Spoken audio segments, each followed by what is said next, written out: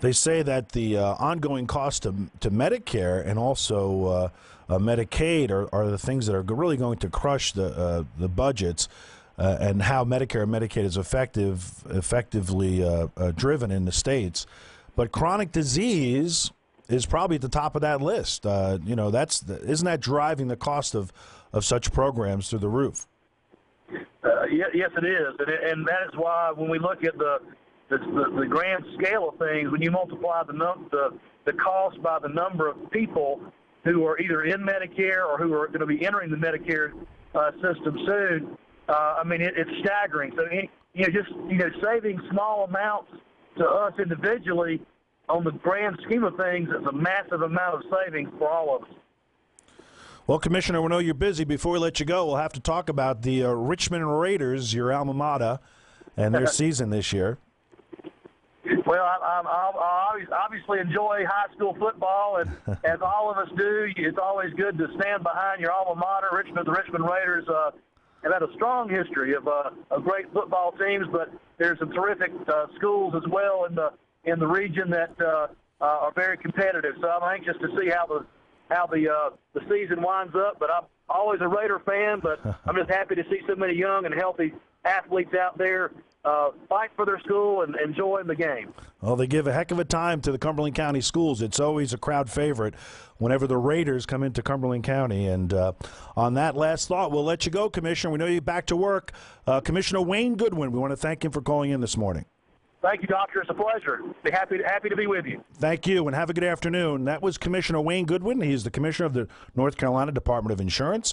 You heard his thoughts about health care and about prevention and the importance of maintaining a prevention in the system, try and lower the cost in health care. We want to thank him for taking a few moments out of his busy schedule to call in today to News Talk 640 Talk Radio. Chiropractic is a very small percentage of the budget. And what I tell people all the time is if you add up the amount of savings, when patients seek chiropractic care, normally they're at their wit's end. It's usually a last stop, believe it or not. And with regards to just back pain alone, the savings is astronomical. Think about the average cost of prevention. And a typical example would be somebody that enters your clinic with a lower back complaint, possibly a disc herniation or a disc bulge. What are the options for that patient? I just had this discussion the other day with somebody that I met out at the grocery store who tracked me down and wanted to discuss their disc injury.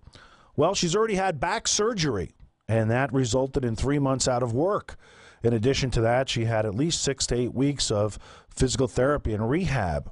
And yet she's still having some of the same conditions the same symptoms that she had prior to the surgery, which was pain down the leg and shooting pain into her calf. She's actually looking at a second surgery. So what are the costs of this avenue of care? Now, I'm not saying that all back surgery is bad. Certainly there's instances where it is effective. But a lot of times the research will show that back surgery for acute low back pain or acute sciatic pain is not cost effective. The other option would be conservative care, would be traction, adjustment, manipulation of lumbar spine, reduction in weight, exercise, stretching, and some of the preventative means like decompression of the spine. There's a wonderful new technique that chiropractors are employing called spinal decompression, and it's showing its effectiveness in treating low back injury, especially with regards to disc injury. The disc is mostly comprised of water, and given the right rest and the right treatment, often that disc can heal. What do you think the cost is as compared to low back surgery? Even a 3 to 6 month program, which may seem like a lot of time, but remember, we're not utilizing any drugs, we're not utilizing any surgery. We're working with the body to mobilize the joints, take the pressure off the disc, alleviate stress to the lower back, and get the patient back on their feet. That's the goal. Now, the same goal you'll find with surgery, but the cost is astronomical. We're looking at $20,000 to $30,000 as opposed to a few $1,000s on the option with chiropractic. And this goes on with neck injuries as well. So what is the role that these preventative means have in our system, and how can they effectively change the way we think about things? Isn't it better to choose a less course of invasiveness first? Wouldn't you think if you were suffering from low back pain or neck pain that you would choose something that was less invasive and more affordable first? That's the way I would think. And for millions of Americans that have sought chiropractic care, this has definitely been an effective form of treatment for them. And we know that the ongoing struggles with health care and the cost of health care are going to cripple our society. Our economy is basically having struggled for the last 20 to 30 years. This health care debate has been at the top of the page. It's been at the very top. Each and every new president has talked about health care coverage. And the problem is that today, a lot of this is the affordability, is the access of patients to seek alternative means of care. And of course, I'm a chiropractor, and of course, you're going to hear me be an advocate for prevention. You're going to hear me talk about trying to find a new way of approaching our healthcare system.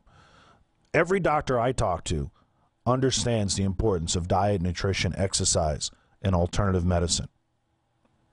That's what I think people should focus on. When it comes down to healthcare debates, let's try and figure out solutions to the problem, and let's try and be open-minded to inclusion of different forms of care.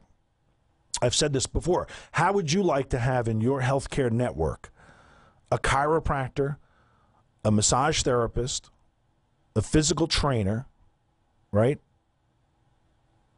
A dietitian, a nutritionalist, a general practitioner who is focused on homeopathic remedies? How would you like to have that incorporated into your healthcare system? Can you imagine if you could go to a facility where you could have it under one roof and you could be treated like that as your entire body? Trying to figure out what the problem is. We just heard the commissioner talk about the escalating cost to our healthcare system. Well, the first thing you have to do in treating diabetes is do what? Address the problem. And what is the first thing they do? Diet. Focus on diet. Right? So these are some of the things I think are going to help our system. And we'll be back to discuss more of these. Email me at www.nelsonandnelsonchiro.com. It says Ask Dr. T. And pose your question to me, and I'll read it on the air. I won't say your whole name. Just give me your first name, and we'll add that. It's been a pleasure here at WFNC. We'll be back next Monday morning at 9 o'clock a.m. I want to thank you. Have a great day, and we'll see you next Monday. Have a great day, everybody. Without you.